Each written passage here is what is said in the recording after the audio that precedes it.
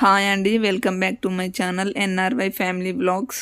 ఈరోజు వీడియో ఏంటిదంటే సల్ల మిరపకాయలు చేస్తున్నామండి. ఈ సల్ల మిరపకాయలను మజ్జిగ మిరపకాయలు లేదా ఊర మిరపకాయలు అంటారండి. ఈ వీడియో స్కిప్ చేయకుండా చూడండి, మొత్తం చూస్తేనే అర్థమవుతుందండి. ఈ మిరపకాయలు చాలా బాగుంటాయండి, చాలా టేస్టీగా ఉంటాయి. ఒకసారి మీరు కూడా ట్రై చేసి చూడండి.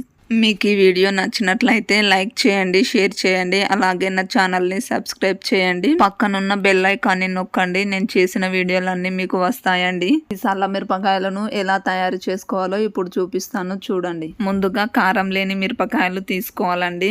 వీడియోలో చూపించిన మిరపకాయలు కారం ఉండవండి. ఇలాంటి మిరపకాయలను తీసుకోవాలి. తీసుకొని వీడియోలో చూపించిన విధంగా ఒక చాక్తోని మిరపకాయలను కట్ చేసుకోవాలి. కట్ చేసుకొని పక్కన పెట్టుకోవాలి.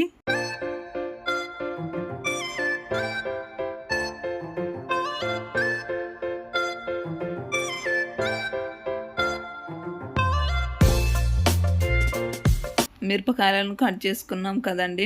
ఇప్పుడు కొద్దిగా పెరుగు తీసుకోవాలి. ఆ పెరుగులో కొద్దిగా ఉప్పు, కొన్ని నీళ్లు పోసుకొని కవ్వంతో చిలకాలి.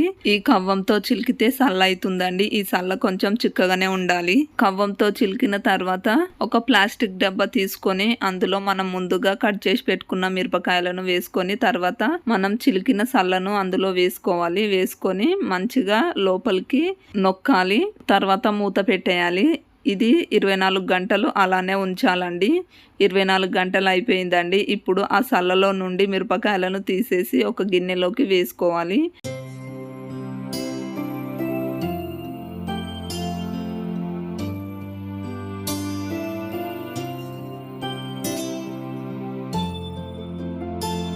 గిన్నెలోకి వేసుకున్న తర్వాత ఎండలో పెట్టాలి. ఈ ఎండలో పొద్దున్న నుంచి సాయంత్రం వరకు పెట్టాలండి. సాయంత్రం వరకు ఇలా అయ్యాయండి మిరపకాయలు. మళ్ళీ తీసుకొచ్చి మళ్ళీ అదే సల్లలో వేయాలి. మిరపకాయలు వేసి అలానే చేయాలండి.